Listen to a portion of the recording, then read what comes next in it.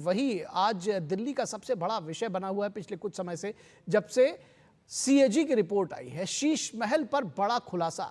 दिल्ली चुनाव के ऐलान से पहले पूर्व सीएम अरविंद केजरीवाल के सीएम आवास का मुद्दा बड़ा चुनावी मुद्दा बन गया है। बड़ा सवाल यह है कि तत्कालीन मुख्यमंत्री केजरीवाल के लिए बने बंगले के रेनोवेशन में एस्टिमेटेड लागत 8 करोड़ रुपए से बढ़कर 35 करोड़ रुपए कैसे हो गई। कट्टर ईमानदार का दावा करने वाली पार्टी के संयोजक अरविंद केजरीवाल के लिए जनता की गाढ़ी कमाई से 5 स्टार सुविधा वाले शीश महल की आखिर जरूरत क्यों पड़ गई।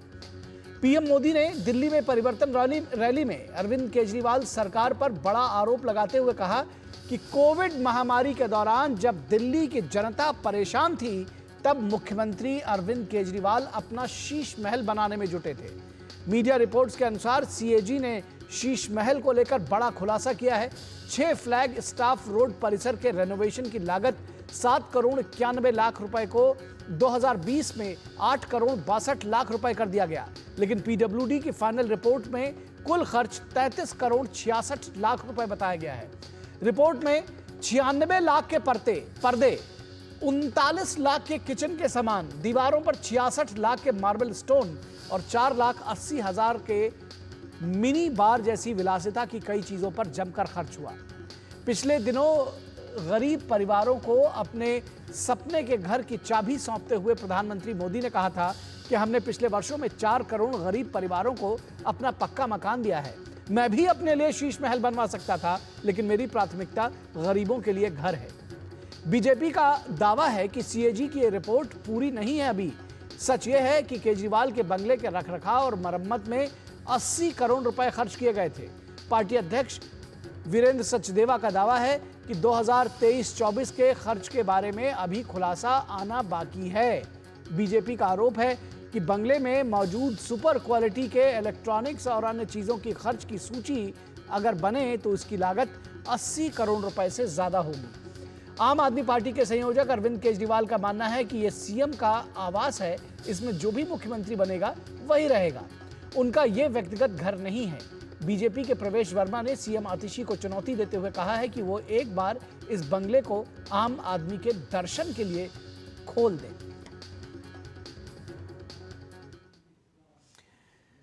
तो प्रधानमंत्री नरेंद्र मोदी ने दिल्ली की परिवर्तन रैली में अरविंद केजरीवाल पर बड़ा आरोप लगाते हुए कहा कि कोविड महामारी के दौरान जब दिल्ली की जनता जूझ रही थी दवा के लिए और ऑक्सीजन के लिए, तब मुख्यमंत्री अपना शीश महल बनाने में जुटे हुए थे।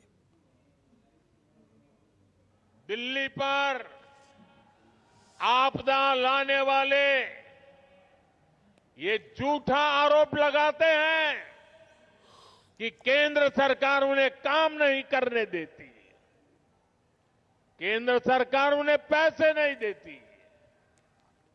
ये कितने बड़े झूठे हैं, इसका उदाहरण इनका शीश महल है। आज ही एक बड़े अखबार ने सीएजी रिपोर्ट के आधार पर शीश महल पर हुए खर्च का खुलासा किया है। और साथियों, आपको ये जानकर के पीड़ा होगी, दर्द होगा, अरे पूरे देश के लोग चौंक जाएंगे जब दिल्ली के लोग कोरोना से जूझ रहे थे, जब दिल्ली के लोग ऑक्सीजन और दवाओं के लिए भटक रहे थे, तब इन लोगों का पूरा फोकस अपना शीश महल बनवाने में था। इन्होंने शीश महल का भारी भरकम बजट बनाया और अरविंद केजरीवाल के शीश महल पर दिल्ली बीजेपी के प्रदेश अध्यक्ष वीरेंद्र सचदेवा ने कई सवाल खड़े किए हैं। उन्होंने क्या कुछ कहा, आइए सुनते हैं। 2020 में जब दिल्ली की जनता ऑक्सीजन के लिए तड़प रही थी, अपने लोगों को खो रही थी और चारों तरफ त्राहिमाम मचा हुआ था, उस समय अरविंद केजरीवाल इस भ्रष्टाचारी शीश महल के एस्टीमेट पर साइन कर रहे थे, वर्क ऑर्डर पास कर रहे थे। ये सीएजी रिपोर्ट जो 2022 तक की, अगर ये 2024 तक की कंप्लीट आती है तो खाली इस भ्रष्टाचार के म्यूजियम शीश महल पर लगभग 75 से 80 करोड़ का खर्च हुआ है, जिसका पैसा अरविंद केजरीवाल ने शराब घोटाले से कमाया है, जल बोर्ड से कमाया है, या विदेशी चंदा लिया है, या विदेशी देश के दुश्मन जो खालिस्तानियों के साथ वो बैठते हैं उनसे लिया है। इसका जवाब अरविंद केजरीवाल को देना होगा। और इस मामले में कांग्रेस नेता संदीप दीक्षित ने केजरीवाल पर बड़ा हमला बोलते हुए कहा कि आइए देखते हैं दरअसल कि उन्होंने कहा क्या संदीप दीक्षित, क्योंकि कांग्रेस भी इस पूरे हमले में शामिल हो गई है। जो ये शीश महल या मुख्यमंत्री निवास, जो भी आप इसको शब्द इस्तेमाल कर लीजिए, अपने में ये दिल्ली में जो पिछले 10 साल में हुआ भ्रष्टाचार है उसका ये सबसे बड़ा, हो सकता है कीमत के हिसाब से सबसे बड़ा नमूना ना हो, लेकिन वो इस तरह के भ्रष्टाचार का सबसे बड़ा नमूना बन के आता है। तो इस खबर पर हम आगे बढ़े उससे पहले आपको बता दें, एक ब्रेकिंग खबर आ रही है। बीजापुर में बड़ा नक्सली हमला हुआ है और इस हमले में 8 जवान शहीद हो गए हैं, एक ड्राइवर की भी मौत हुई है। कुल मिलाकर 9 लोग शहीद हुए हैं। बीजापुर में बड़ा नक्सली हमला हुआ है। छत्तीसगढ़ के बस्तर इलाके में बीजापुर में बड़ा हमला हुआ है। हमले में 8 जवान शहीद हो गए। नक्सलियों ने जवानों की गाड़ी को निशाना बनाया। आईईडी ब्लास्ट किया गया है इस हमले में, और ये बताया जा रहा है कि बख्तरबंद गाड़ी थी जवानों की, उस पर हमला किया गया है। सुरक्षा बलों के वाहन को निशाना बनाया। हमले में एक ड्राइवर समेत 9 जवान शहीद हुए हैं। हमारे साथ हमारे संवाददाता सोमेश पटेल इस पूरी खबर पर बातचीत करने के लिए हमारे साथ जुड़े हुए हैं। सोमेश, क्या है पूरी खबर?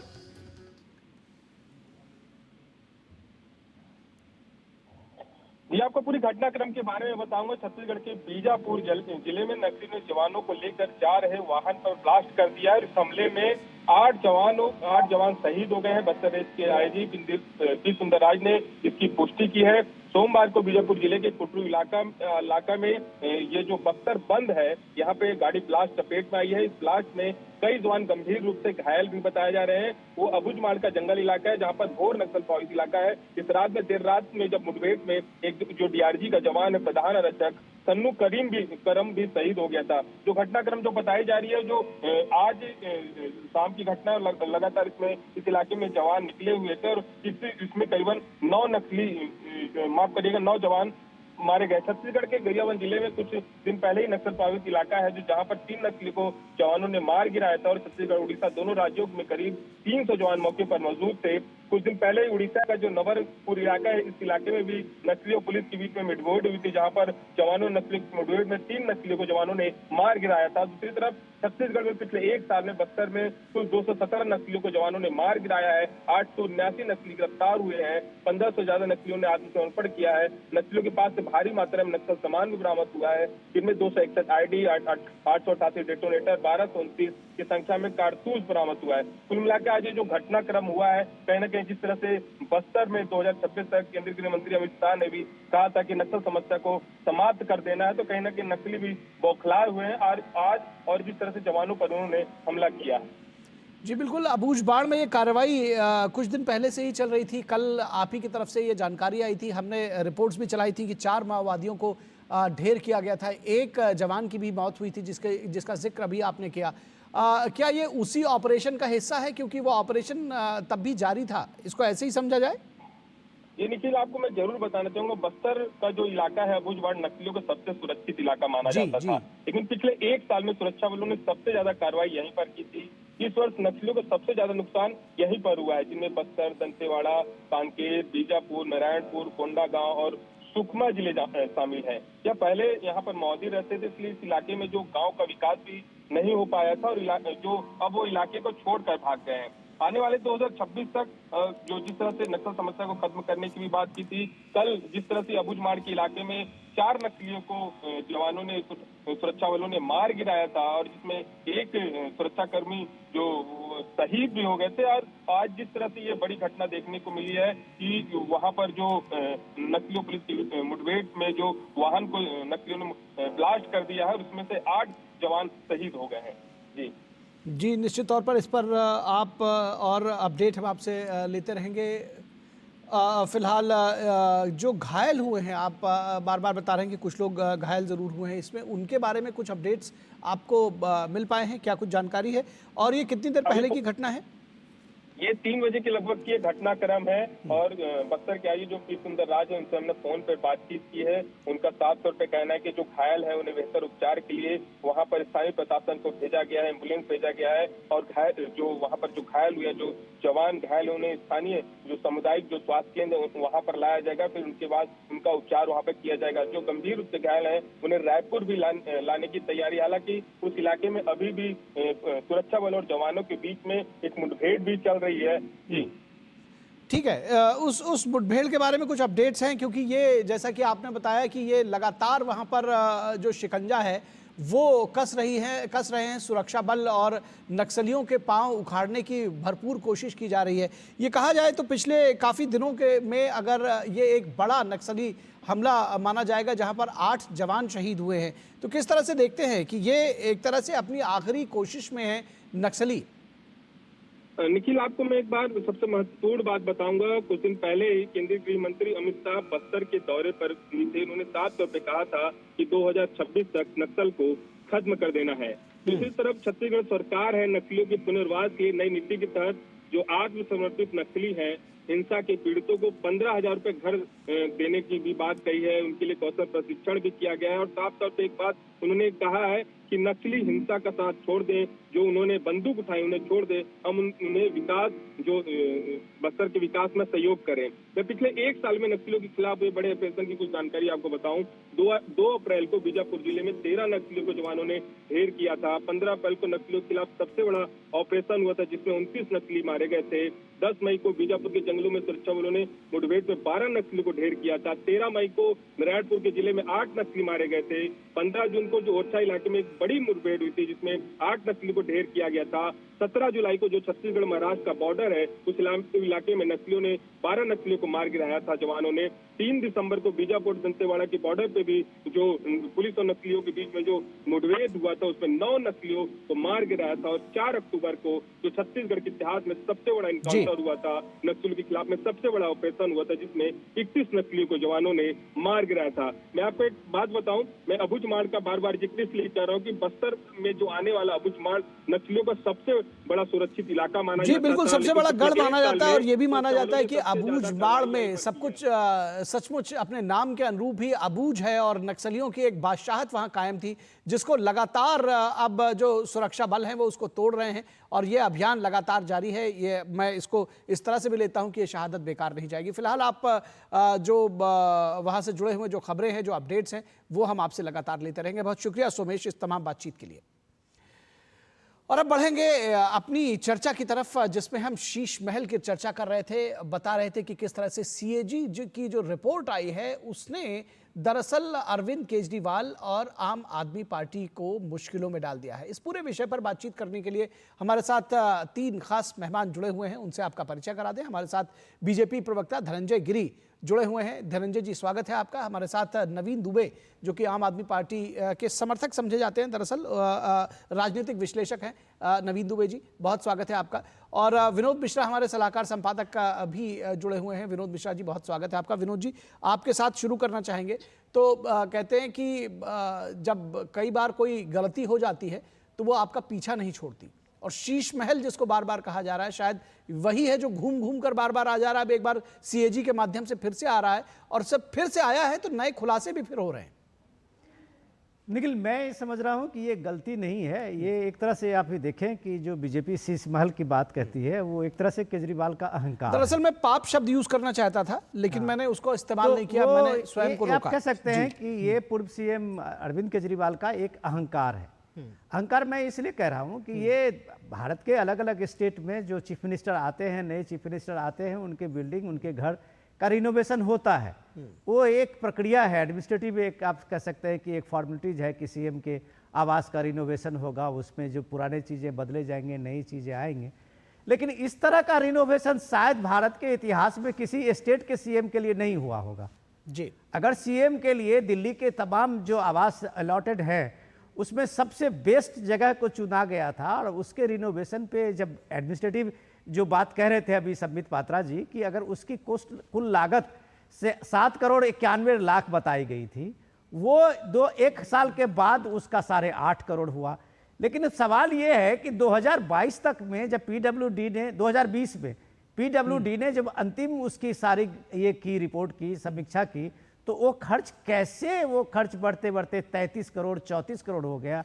ये एक बेईमानी है, ये एक अहंकार है। अहंकार ये है कि आप पूरे एडमिनिस्ट्रेटिव प्रोसेस, आप उस सब चीज को धता बताते हुए आपने वो सारी चीजें की जो शायद वो अपने अहंकार में कि वो सीएम जो एक जनता के से चुने हुए सीएम था वो नहीं कर सकता था।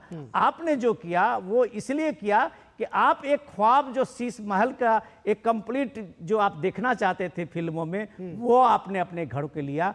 तो वो जनता को, दिल्ली के लोगों को एक सदमा तो जरूर लगेगा इस बात से कि जो कट्टर ईमानदार की पार्टी कहते थे, जो आदमी चप्पल पहन के अभी भी मफलर लगा के पब्लिक के बीच में आते हैं, तो वो उनके साथ धोखा है। तो आज जो सीएजी की रिपोर्ट के बाद जब आप इस सारे खुलासे देखते हैं, तो मुझे लगता है कि केजरीवाल के इमेज पे ये सबसे बड़ा डेंट है और आने वाले चुनाव में ये सबसे बड़ा मुद्दा है। जी, निश्चित तौर पर अगर मैं नवीन दुबे जी आपसे समझना चाहूं कि आपको लगता है कि ये दरअसल कहीं ना कहीं इसको ये समझा जाना चाहिए कि दिल्ली की जनता को ठग लिया अरविंद केजरीवाल ने, ये शीश महल चीख चीख कर ये गवाही दे रहा है और उस पर अब बोलने से भी कतरा रहे हैं? नहीं, देखिए ऐसा है, जब कोई सरकार आती है, कोई भी मुख्यमंत्री होता है, उनकी अपनी जरूरतों के हिसाब से मॉडिफिकेशन होता है और 21,000 वर्ग फीट के अंदर जो उन्होंने अपना काम करवाया, जिस तरीके की प्रेस वार्ता करके संबित पात्रा जी बता रहे थे, मैं उनसे एक सवाल छोटा सा पूछना चाहता हूं कि देश भर में जो भारतीय जनता पार्टी के कार्यालय बने, उनकी जमीनें कहां से खरीदी अच्छा, गई? एक दिक्कत नवीन जी यही है कि सवाल के बदले सवाल होते हैं। जब सवाल आपकी शीश महल पर हो रहा है तो आप उनके कार्यालय और व्हाइट हाउस तक पर क्यों जा रहे हैं? सवाल अभी आपसे है। आपने वादा किया था कि कोई बंगला नहीं लेंगे, कोई गाड़ी घोड़ा नहीं लेंगे। अब उसके बाद अगर आप शीश महल बनवाते हैं और उसमें इतने घपले घोटाले, जिसमें टेंडर प्रक्रिया का पालन न किया जाए, जिसमें काम हुए बगैर 19 करोड़ रुपए से ज्यादा का पेमेंट दे दिया जाए, तो सवाल तो आपसे पूछा जाएगा, उसका जवाब दीजिए। बीजेपी वाले उसका जवाब देंगे? नहीं, उसका जवाब भी देंगे। जब सवाल आप उठा रहे हैं, आपका ही दामन पूरा के पूरा काला पड़ा हुआ है और आप दूसरे से सवाल कर रहे हैं, सवाल तो उठेगा कि 467 करोड़ का जो काम प्रधानमंत्री आवास में हुआ, कितने एकड़ में वो फैला हुआ है? कोई जरूरत है उतनी जगह की? नहीं है ना। एक प्रधानमंत्री तो अकेले है, केजरीवाल तो परिवार के साथ रहते हैं, उन्हें तो जरूरत है कमरों की। तो ये क्या अभी बना है? ये प्राइम मिनिस्टर का जो आवास है, ये अभी नया बना है? कोविड पीरियड में 467 करोड़ का टेंडर हुआ है, काम हुआ पीएम आवास में। ये आप कैसे कह सकते हैं? दूसरी चीज मैं जो कह रहा हूं, देखिए ऐसा पूरे देश में आपने भारतीय जनता पार्टी के 500 से अधिक कार्यालय बनाए।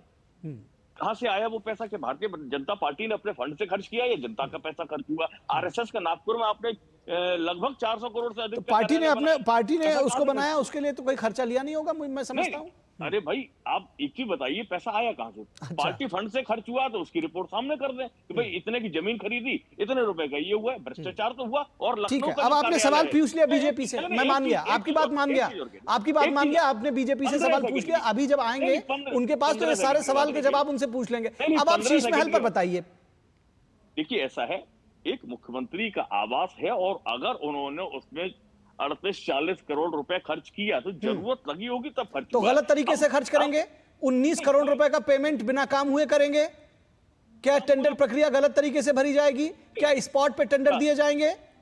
क्या 1 करोड़ के पर्दे लगाएंगे? क्या मिनी बार बनाएंगे 5 लाख का? ये कहा था दिल्ली की जनता से। उनकी जरूरत क्या मिनी बार की है? 1 करोड़ के पर्दे की है? आप ये कहना चाह रहे हैं? नहीं, मैं एक चीज करूं, जो टीक वुड की बात हो रही थी, superior teak wood, PM house में कौन सी वुड लगी हुई है? पीएम हाउस की बात मत करिए आप। अब चलिए, बार क्यों बनवाया? 1 करोड़ के पर्दे क्यों लगवाए? और फिर टेंडर प्रक्रिया का पालन नहीं किया।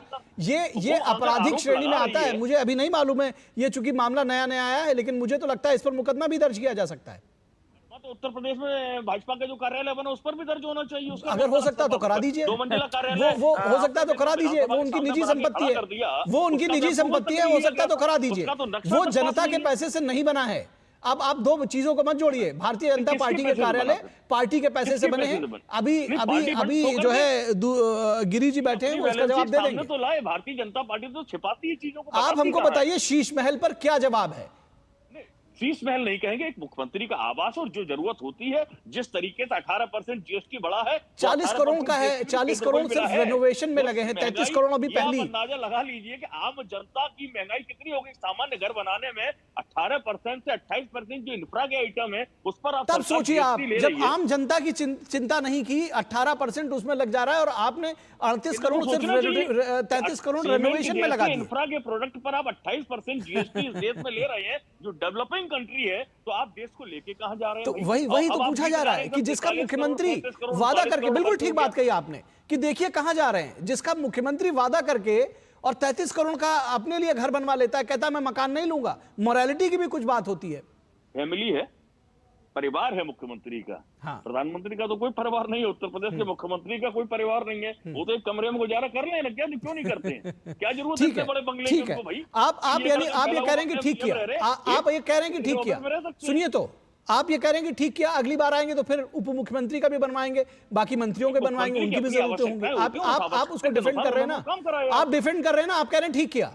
मैं डिफेंड नहीं कर रहा हूं, मैं एक ही बात कह रहा हूं जो सच्चाई है। देखिए, उनको अपनी जरूरत है, उनकी फैमिली है, उनको आपने मान लिया उनकी जरूरत है 33 करोड़ का रेनोवेशन, जिसमें मिनी बार और 1 करोड़ के पर्दे, बहुत सारी लंबी लिस्ट है, वो आपने जरूरत बताई। कम से कम दिल्ली की जनता को समझ में आएगा कि आम आदमी कहने के लिए अपने आप को बताते थे टोपी पहन के, आम आदमी, मैं अन्ना के साथ में आम आदमी हूं और उनकी ये जरूरतें हैं। आपने बताया, बहुत अच्छा है। मैं जाऊंगा धनंजय गिरी के पास। धनंजय गिरी ये कह रहे हैं कि भाई आपने भी तो बहुत सारे अपने पार्टी के कार्यालय बनाए थे और प्राइम मिनिस्टर का भी घर बना हुआ है, बहुत सारे पूरे जो उत्तर प्रदेश में इतने सारे राज्य हैं, सबके मुख्यमंत्रियों के भी घर बने हैं, तो केजरीवाल ही क्यों घर बनवा लिया, तो क्या दिक्कत है?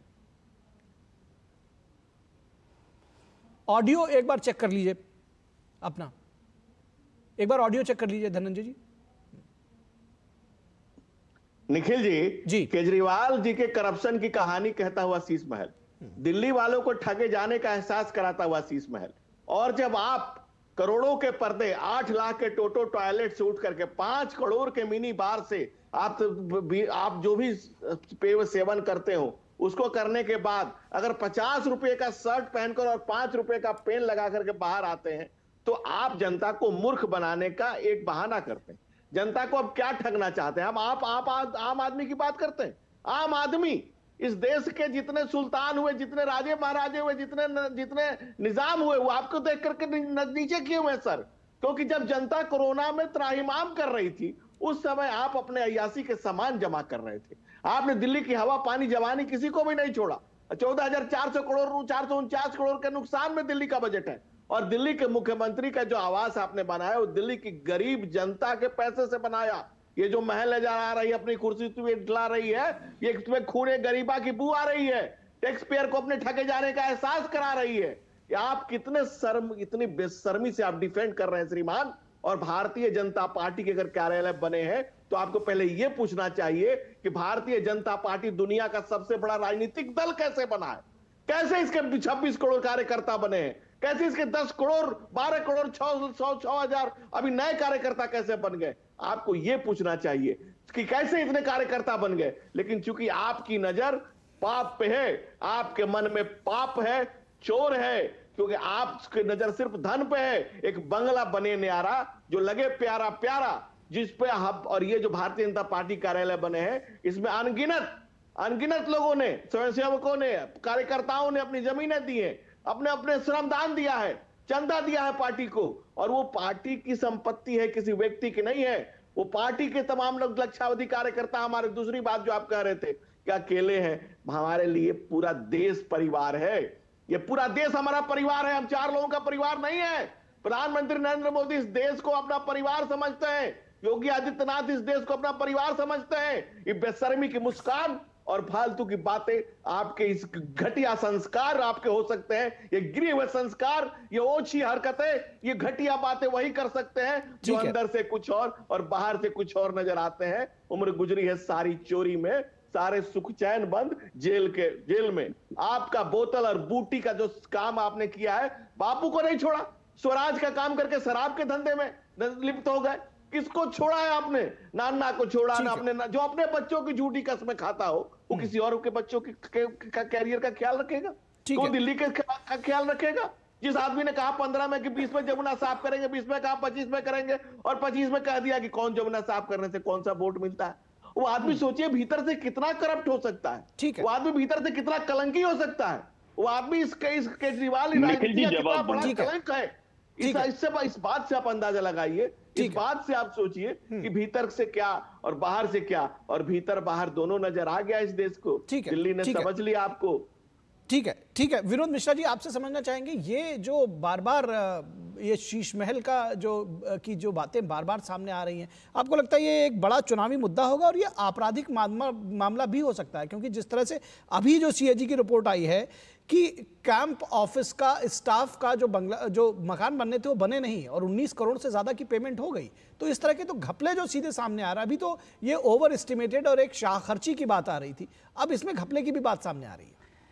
देखिए जो दोनों प्रवक्ता अपने अपने तरीके से जवाब दे रहे हैं कि सबसे जो इम्पोर्टेंट ये है कि केजरीवाल जी को ये जरूर लगने लगा है कि दिल्ली के असेंबली के चुनाव में ये सबसे बड़ा मुद्दा बनने जा रहा है, तो उन्होंने प्रतिक्रिया दी है। उन्होंने इस पे रिएक्शन शीश महल पे किया है, जब से प्राइम मिनिस्टर मोदी ने इस बात को पहले परिवर्तन रैली में, उससे पहले जो गरीबों को घर देते हुए जो 1400-1500 गरीब परिवारों को जो चाबी देते हुए उन्होंने कहा था, उस रैली में उन्होंने कहा कि भाई यहाँ तो कुछ लोग अपने लिए शीश महल बनाते हैं, हमने 4 करोड़ लोगों के घरों की अपने सपने के महल की चाबी दी है। तो ये उसके बाद जो है केजरीवाल जी ने इसके नैरेटिव को चेंज करते हुए कहा कि ये घर जो है कोई इनका निजी नहीं है, व्यक्तिगत नहीं है, कोई सीएम ही आके रहेंगे। तो इतना दुबे जी मैं आपको पक्का यकीन दिला रहा हूं कि अगर वो मुख्यमंत्री बने ना बने अभी तो जनता फैसला करेगी, लेकिन सीएम केजरीवाल होके वो सीएम आवास नहीं जा रहे, अब वो दोबारा इस कलंक को नहीं लेंगे। अभी आपके जो वर्तमान सीएम है अतिशी जी, उनको ये पीडब्ल्यूडी ने फिर से हैंड ओवर टेक ओवर के बाद ये अलॉट किया है, मुझे नहीं लगता कि अभी भी वो उसमें जा पाई हैं सीएम अतिशी जी। तो आज अगर आपको ये बात कह रहे हैं प्रवेश वर्मा जी ने, अभी वो विधायक कैंडिडेट भी हैं आप उन्हीं क्षेत्र से जो केजरीवाल जी के अगेंस्ट में, तो उन्होंने कहा है कि एक बार जनता को भी तो दर्शन करा दो यार, उसी के पैसे का है, क्यों नहीं खोल देते, एक बार सीएम के ही कस्टडी में है, एक बार खोल दीजिए, लोग देख लेंगे। जो ये बीजेपी की जो आरोप लगा रहे हैं जनता खुद देख लेगी भाई कैसा ये शीश महल है, पैसा तो उसी का लगा है। हाँ बिल्कुल, आपने इंपॉर्टेंट ये है, मैं एक लाइन सिर्फ जोड़ देता हूँ, इंपॉर्टेंट मोरालिटी का है। मोरालिटी के सवाल पे आपका ये शीश महल बहुत भारी पड़ रहा है। कोविड के दौरान में जब आप पीएम की बात कर रहे हैं तो देश को एक नया संसद भवन मिला है, याद कीजिएगा। आप लोग बहुत कंपैरिजन, तुरंत आपको सवाल शीश महल पे पूछा जाता है, आप सीधे आ जाते हैं पीएम आवास पर, आप सीधे आ जाते हैं संसद भवन जी जी। तो ये बात जानिए कि इस देश की एक बड़ी उपलब्धि है कि कोविड के दौर में उसको एक नया संसद भवन मिला है, जिसमें आने वाले टाइम के 30-40 साल तक, 50 साल आप कह सकते हैं कि देश के जनसंख्या के हिसाब से जो सांसद चुन के आएंगे उनके लिए एकोमोडेशन बना है। लेकिन ये शीश महल से इस दिल्ली को क्या मिला है, इस सवाल का अगर आपको जवाब हो तो आप बेहतर दे सकते हैं। ठीक है, नैतिकता का जो सवाल है दरअसल उस पर, और आपने देखा होगा कि इस तरह की बातों पर एक लाइन का कहीं जवाब दे दिया होगा। अदरवाइज कल भी एक बड़ी प्रेस कॉन्फ्रेंस अरविंद केजरीवाल ने की थी, लेकिन इस पूरे विषय पर, शीश महल पर सुई पटक सन्नाटा, कोई कुछ नहीं बोला। अब नवीन जी जैसे जो साथी हैं उनके उनको जरूर डिफेंड करते हैं, लेकिन ठीक है, चलिए इस विषय पर आज चर्चा इतनी ही। धनंजय जी आपका, नवीन जी आपका और विनोद मिश्रा जी बहुत शुक्रिया। इस वक्त में बस इतना ही, इजाजत दीजिए, नमस्कार।